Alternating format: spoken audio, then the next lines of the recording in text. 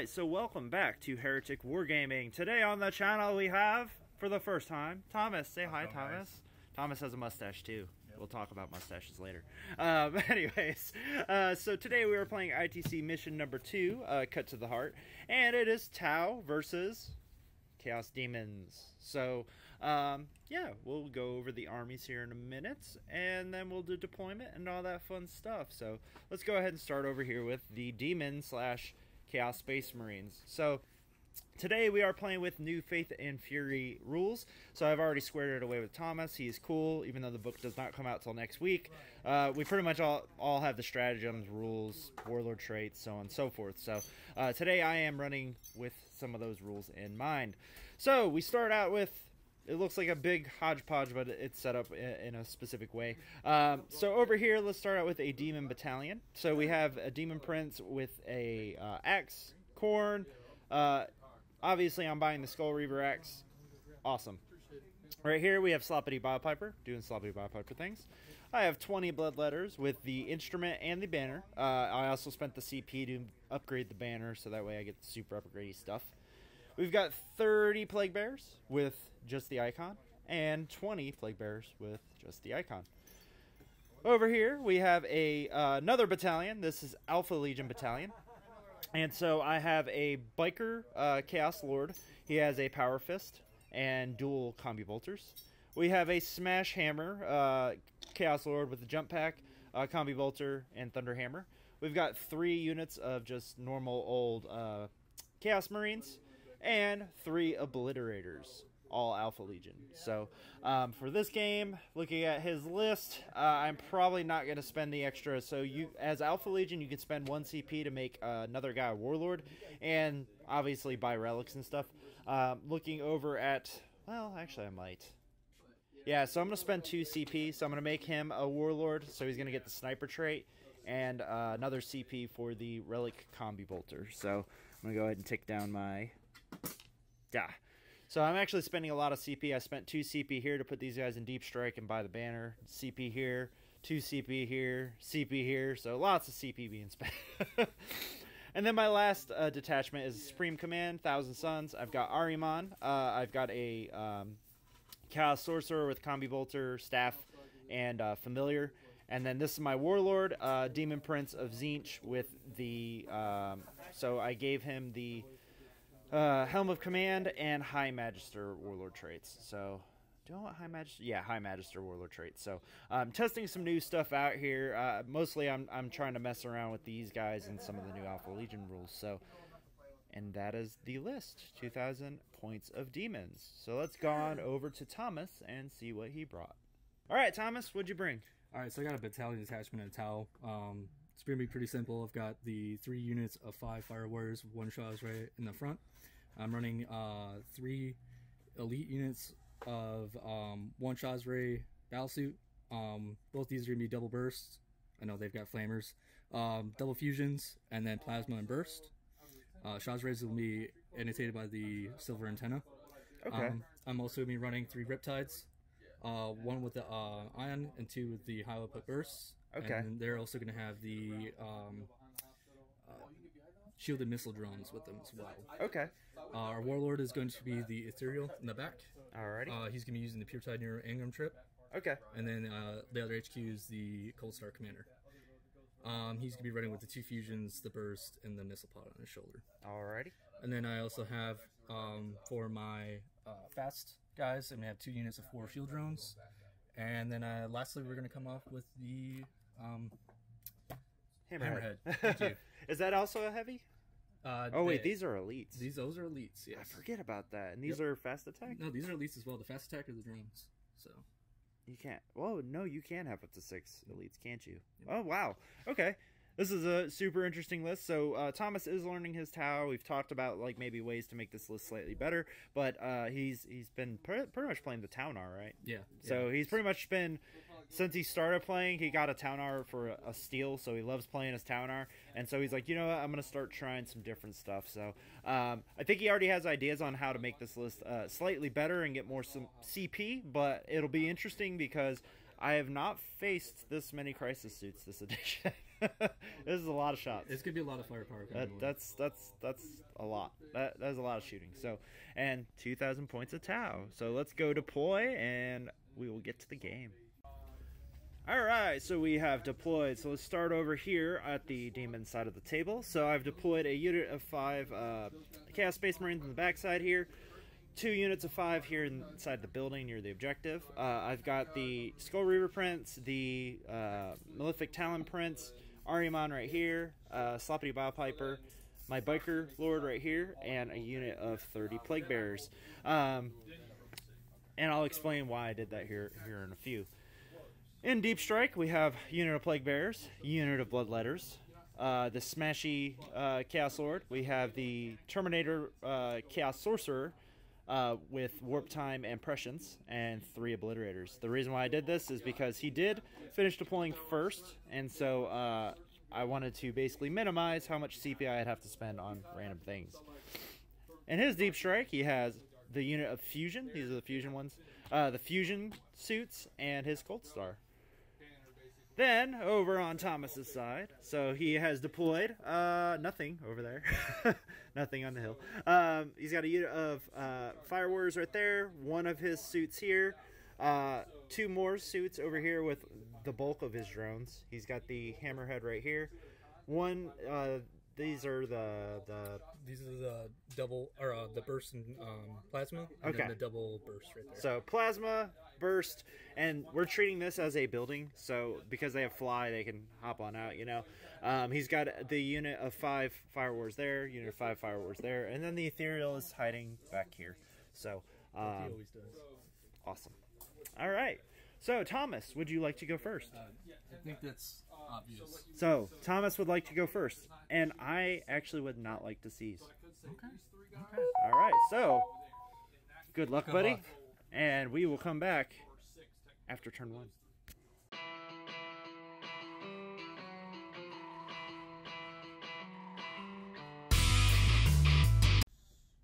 All right. Say whatever you're feeling. So, I think that the only thing that I'm really going to have to think about forward into this is that you have a lot of guys that are waiting to come hit, and I know that that middle objective is going to be the one that's going to be like the focus of the battle. So I know that you can hit me harder back, so I'm kind of holding back to see like what you're going to do, kind of make you play, even though I went first. There's not a lot I can do when you guys are that far away. Not all my shots are getting off, but I know that they're going to start pushing out, so I'm pretty much just waiting for that. All right, so the end of Tau's turn 1. So Thomas basically just Kalyuned, moved all of those 2 Riptides there and all their drones this way, and the Hammerhead. Everything that could or was in range shot at the Plague Bearers. Now I did spend 2 CP to give me +1 invone, and my saves were really good. I literally lost 1 Plague Bearer. So not good on Thomas's end, but he's holding back. He's holding back because he knows that I have a lot of things coming that way, and he has a lot of shots that. So those guys are only like 24-inch range. So, which is why if they were able to shoot here, it would have definitely been a different story. But he's hanging back, waiting for me to come to him, which is not a bad plan. So at the end of his turn. So, luckily he did not take old school, because that would have been real bad. He got a hold point. Yes, hold point. Oh, I never covered our missions, did we? No, I did not. So, let's cover the missions real quick.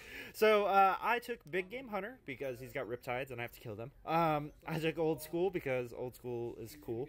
Engineers, which engineers are my 2 units of Marines down there in the bottom there, which I can't score them till turn 2, but that's where they're going to live the whole game anyway. So he took Headhunter because that's great against me, Mark for Death, and behind enemy lines. So yeah, let's move over to the Demons, turn 1.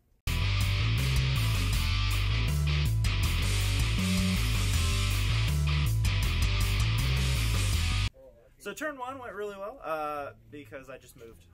That's about it. But however, the sniper lord actually did prove his worth. 8 combi bolter shots that are all sniper shots are actually really good. So he did kill only 2 drones, but I did have an option of choosing to try to kill his unit of Pathfinders, which might have been a lot easier, or not Pathfinders, Fire Warriors. But I went for the drones just because, well, A, it's only 2 bodies, and A, it's less drones I have to deal with later. So, but I'm about to take it to the face, so we'll see what happens in turn 2. So the end of the Demon's turn 1, the Plague Bearer wall has moved up, and with it, all the characters. Now, I don't really have much shooting because bulk of my army is off the table right now. We're kind of just staring at each other. However, I did make a mistake, and Arimon's too far away to actually shoot Psychic Mind Bullets over there. So, but the awesome Sniper Lord actually killed off the unit of 2 drones up there in the front, which gave me my kill, and gave me kill more, so which is neat. So right now the score is 4-1 in my favor, but Thomas has a lot of stuff still, and I have a lot of stuff still. Literally 2 drones and a Plague Bearer have died in turn 1. Such a great first turn. Invigorating. It's so invigorating. But turn 2 should be really exciting. So over to Thomas's turn 2.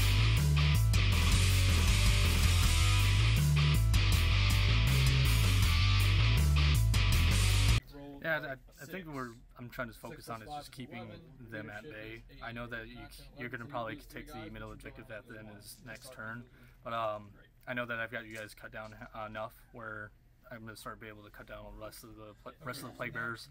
I also I'm worried about the Deep Strike guys. Like, that's like the big hitters that are all kind of waiting to come, so I'm waiting for that. I haven't spent any CP, so I'm waiting for that stuff to come through. I know I'll catch up on points, and I know it's kind of slow at the start, but I think I'll be hitting hard near the end. Alright, the end of Tau turn 2. Yet another riveting turn of Plague Bearers dying. So he's killed now half the unit. Now, caveat to that, his dice did not like to wound. As a matter of fact, that particular Riptide only hit twice out of all 18 shots. So that just goes to show you. Now, I have just lost the -1 to hit. I chose not to give the +1 invone. The reason being, I need the CP for some other things that I'm about to try to do. Because I'm trying to use some of these new Faith and Fury things and test the new stuff out. You know, new stuff here on Heretic Wargaming. But as for the turn, Thomas has scored another point. So Thomas only has 2 points, but we still have 4 turns left, so he does have plenty of time to go ahead and catch up.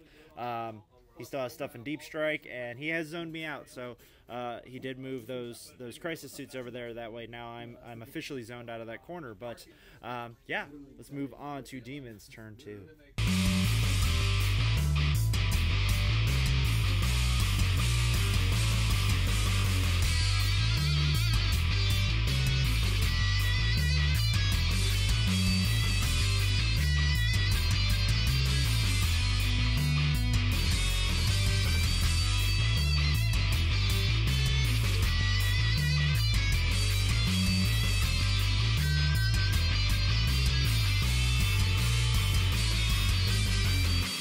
Teleporting all over the store right now to try to get these videos.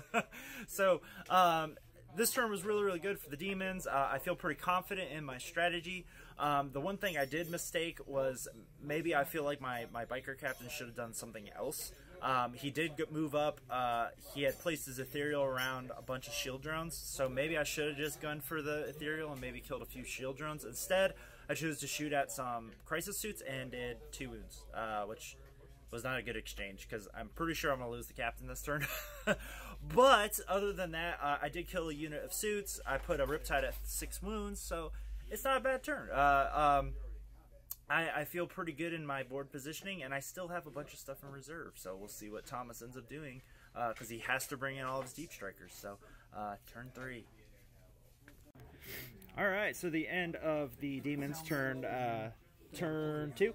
Not bad. So I dropped in the Obliterators and the Plague Bearers and the Sorcerer. Kind of created a wall here. Between all my smites and everything, I killed off a unit of 2 drones, and then killed off the Crisis Suits up there on top of that cover. Now, I did shoot this Sniper captain at them.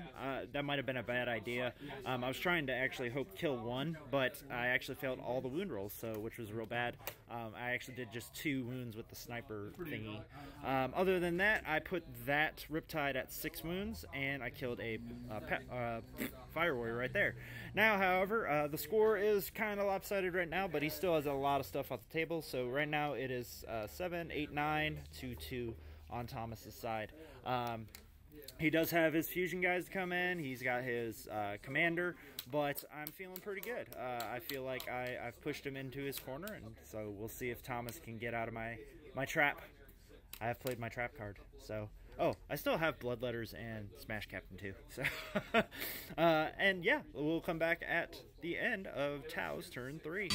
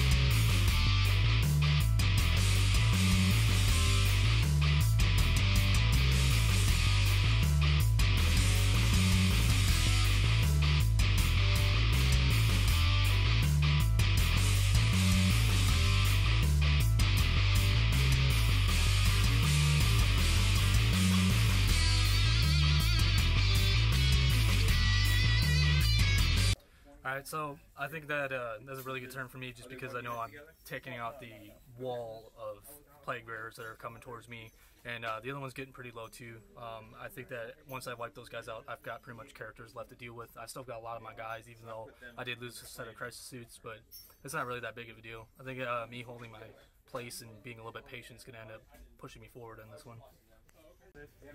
Alright, so the end of Tao turn 3. So he went ahead, deep struck his fusion dudes over there in the corner. I spent my last 2 CP, so I'm out of CP, but he has yet to use any, and I made these untargetable. So basically he sent his entire army into this unit of plague bearers, and then they wiped out on actually morale. So just so y'all know, Sloppity Biopiper is 0. I've yet to roll a 1 with him, so that is why I never take him.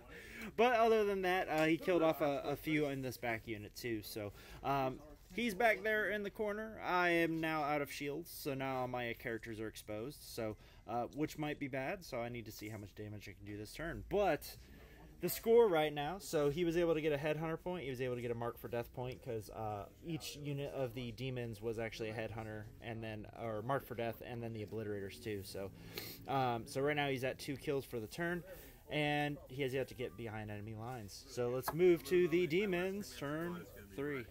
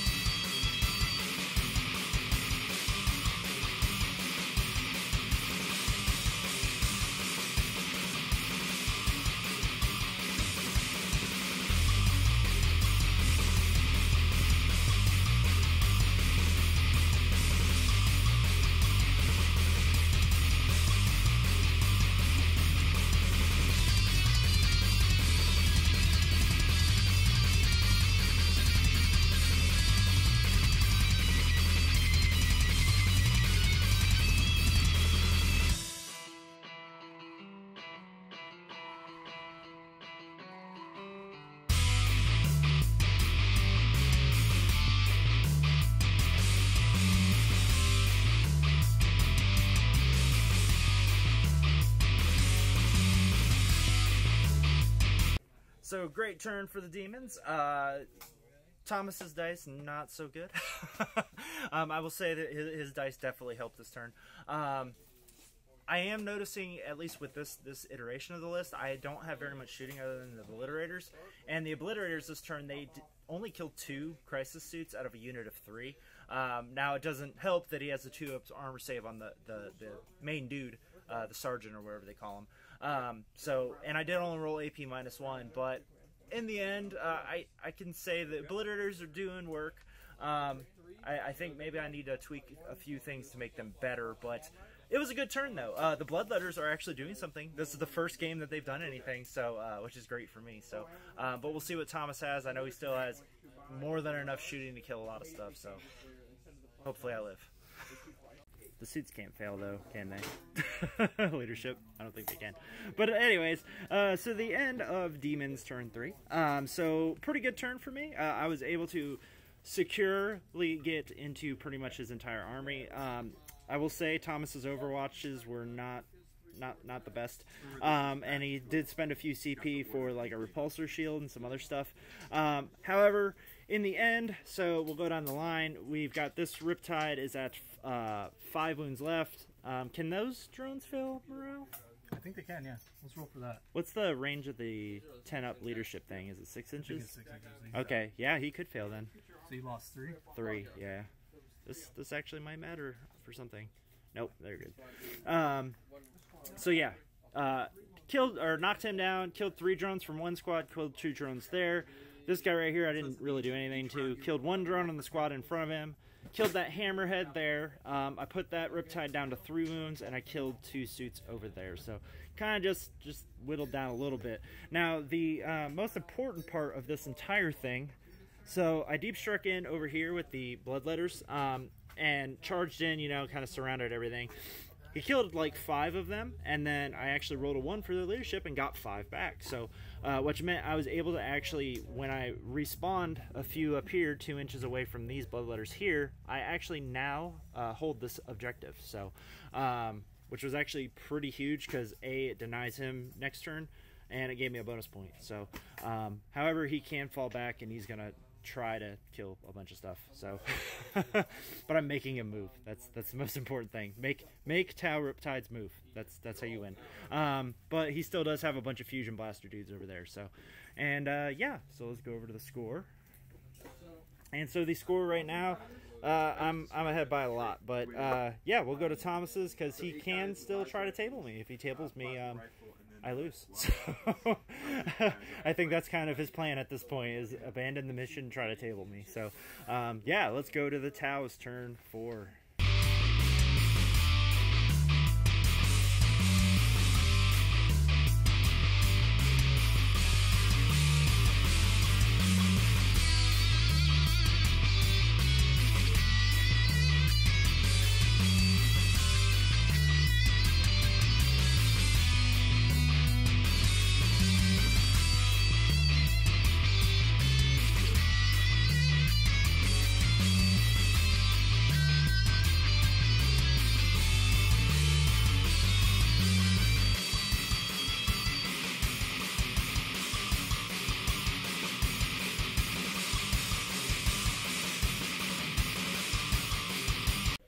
I think my Overwatch in the last turn really wasn't saving me, so Yeah. I think that me just dumping all my CP this turn just to give me maybe some form of saving grace.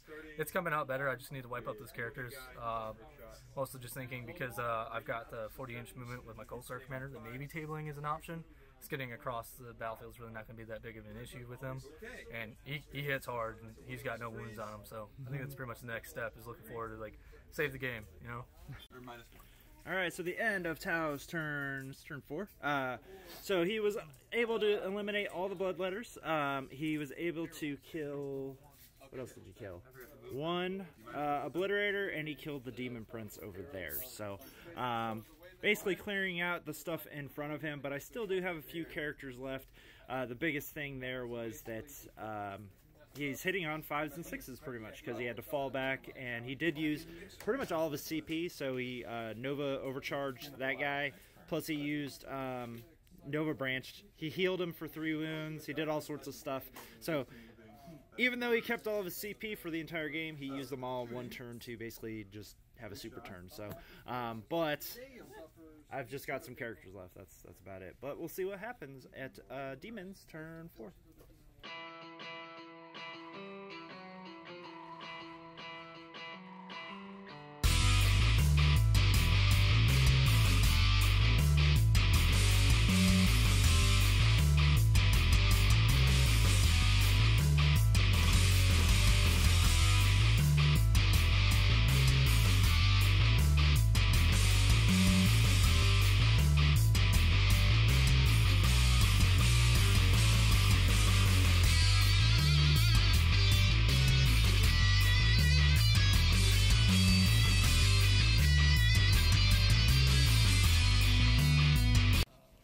Thomas is filming.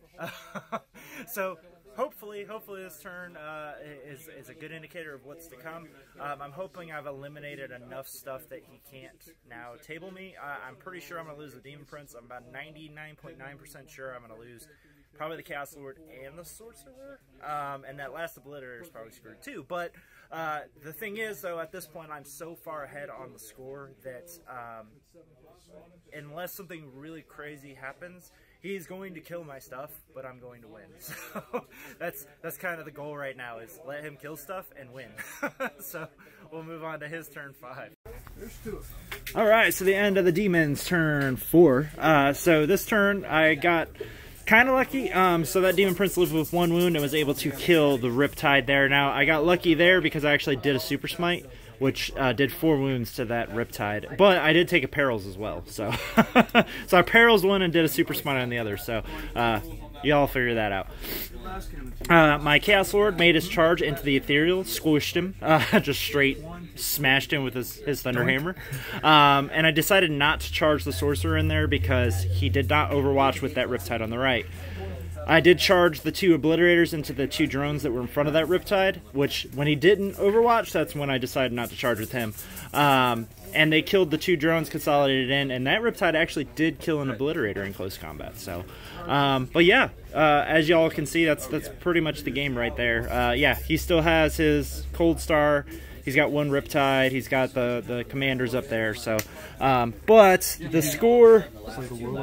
Yeah, I got the Slay the War. The score is pretty lopsided right now, so we will stop doing the score, and we'll just kind of do recaps between the turns, because I feel bad showing the score sheet. You abandoned the score after turn 3, so yeah. He's like, no, I'm just going to kill stuff. So, yeah, we'll come back at the end of turn 5.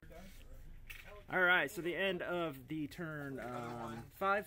So he has killed pretty much everything on his side of the table there. I've just got a Chaos Lord with 2 wounds. He did leave some Fire Warriors there within 3 inches. I did warn him what I was going to do, and I killed all the Fire Warriors. But he did get a ton of kills. He's maxed his Headhunter at this point, even though he's not playing for score. But yeah, it looks real bad on my side. I mean, I've got 15 Marines. I've got Ahriman, this guy, and some Plague Bearers left. And he still has 3 Crisis Suits, a Riptide, a Crisis Suit behind him, and his Cold Star Commander. So it does look bad, but functionally I've already won the game. So, but we'll see what I can do on turn 5. Alright, so the end of Demons turn 5. Game's winding down, so I went ahead and charged the Plague Bearers into the Riptide, the Crisis Suit, and the Fire Warriors over there. Ahriman did Perils and take 3 wounds on himself, so doing real bad with the Perils. I kind of wish I had CP to reroll stuff. Yet another weakness of this list I'm finding. Went ahead, piled in the Plague Bearers around stuff, so did kill those, and then the Chaos Lord is actually on the bottom of that building there, holding that objective. He crushed those poor Fire Warriors. Oh, and he did kill the drone over there, too. So, actually, we did tie kills that time. I forgot. Yep, so I did kill the drone, too. So,